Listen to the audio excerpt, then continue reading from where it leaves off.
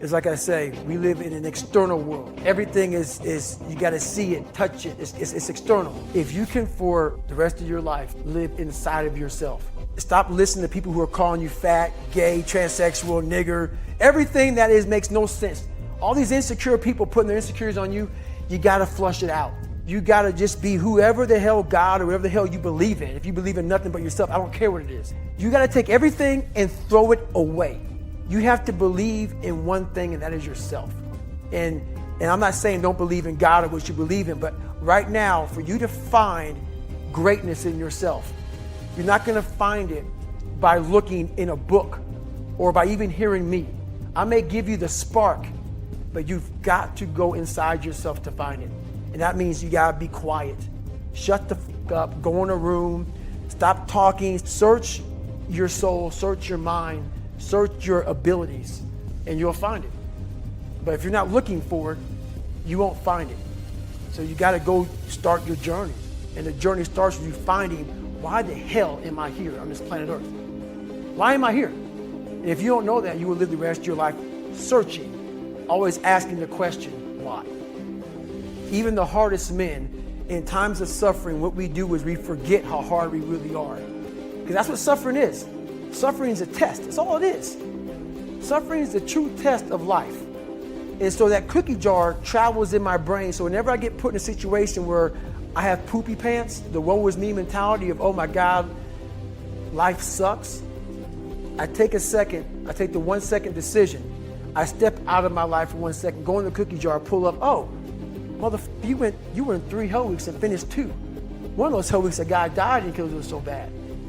Oh, you are a motherfucker badass. You are. I put it back in the cookie jar and I remember who the I really am. I'm not the kid that was called nigger. I'm not the scared kid. This is who I am.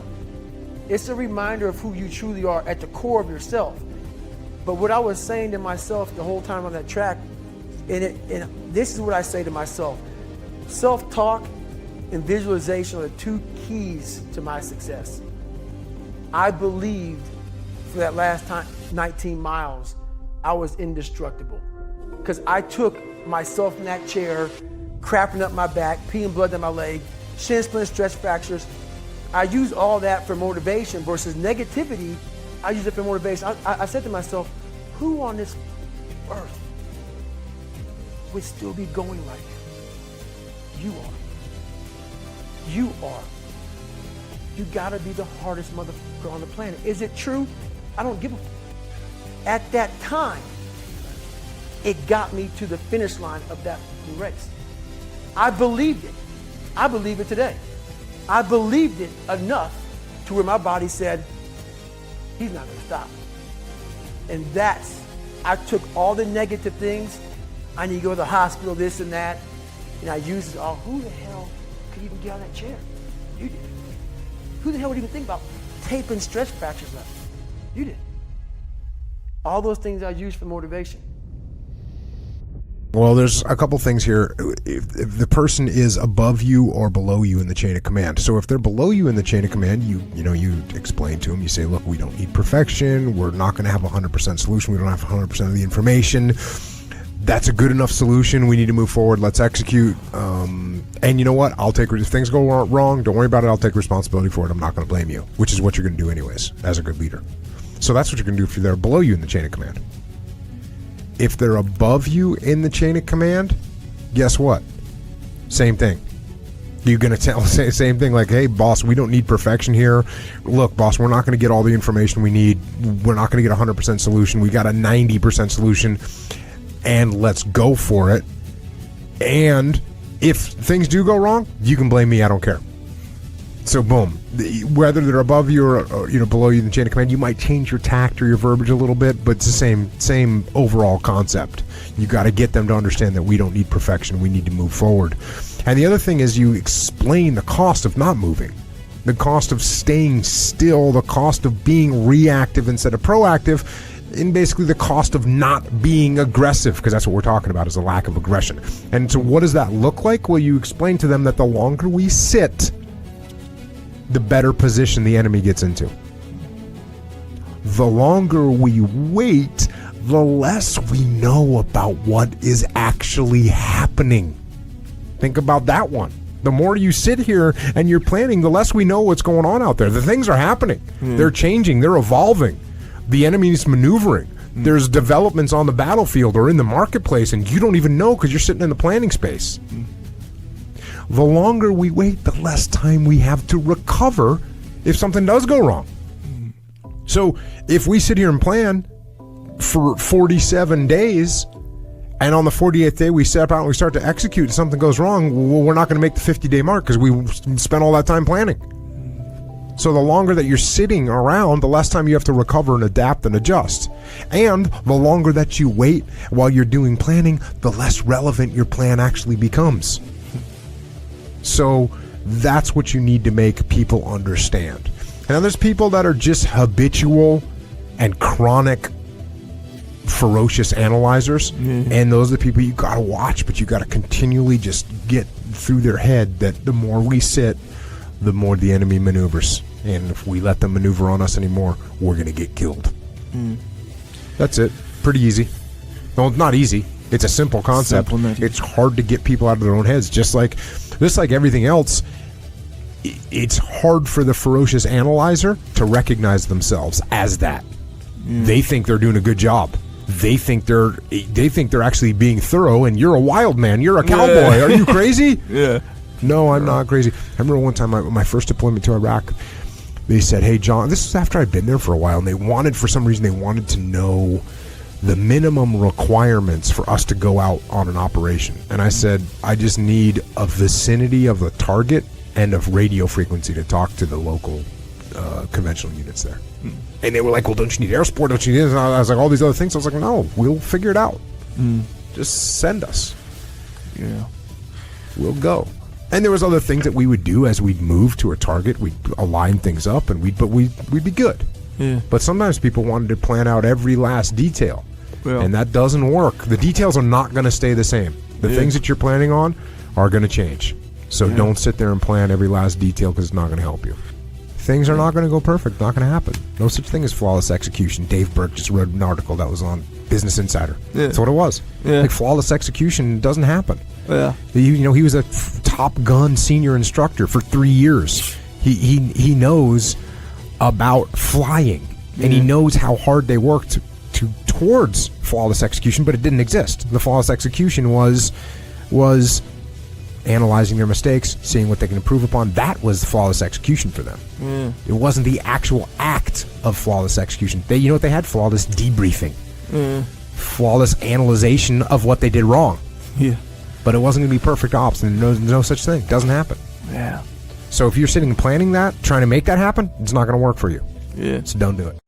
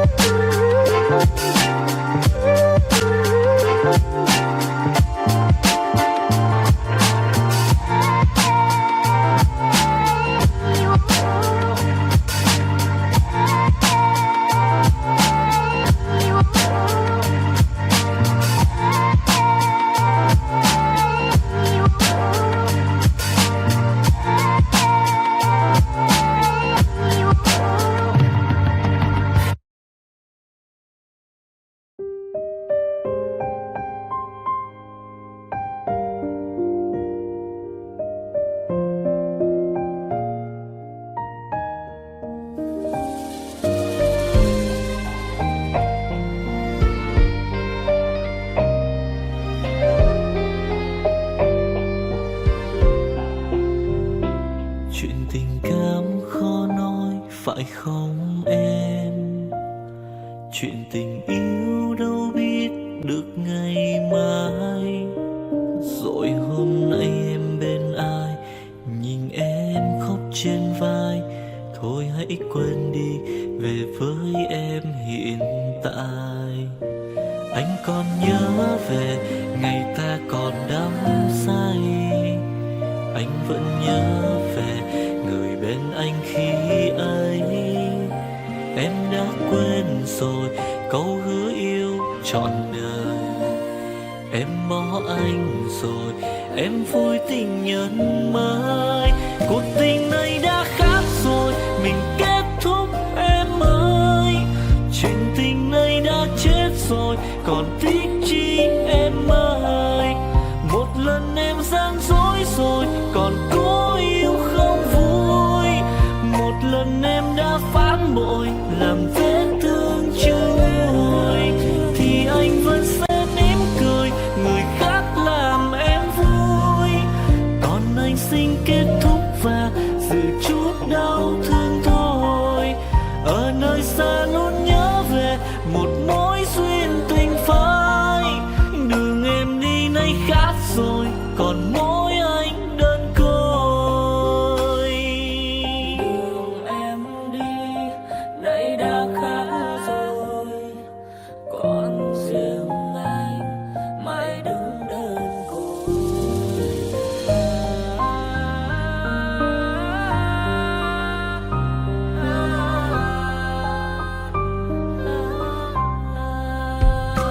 Anh còn nhớ về ngày ta còn đắm say.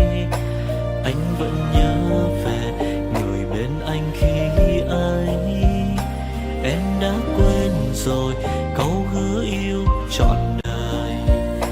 Em bỏ anh rồi, em vui tình nhân mới. Cuộc tình này đã khác rồi, mình kết thúc em ơi. Chuyện tình này đã chết rồi, còn tiếc chi em ơi. Một lần em gian dối rồi, còn cố yêu không vui. Một lần em đã phản bội, làm vết thương chưa nguôi. Thì anh vẫn sẽ mỉm cười, người khác làm em vui. Còn anh xin kết thúc và giữ chút đau thương thôi. Ở nơi xa luôn nhớ về một mối duyên tình phai. Đường em đi nay khác rồi, còn mỗi anh đơn côi. Cuộc tình này đã khác rồi, mình kết thúc em ơi. Chuyện tình này đã chết rồi, còn tiếc chi em ơi. Một lần em gian dối rồi, còn cố yêu đâu vui. Một lần em đã phản bội, làm vết thương chưa nguôi. Thì anh vẫn sẽ mỉm cười, người khác làm em vui. Còn anh xin kết thúc và giữ chút đau thương thôi. Ở nơi xa luôn nhớ về một mối duyên tình phai. Đường em đi nay khác rồi, còn mỗi anh đơn côi. Ở nơi xa luôn nhớ về một mối duyên tình phai. Đường em đi nay khác rồi, còn mỗi xin anh thôi.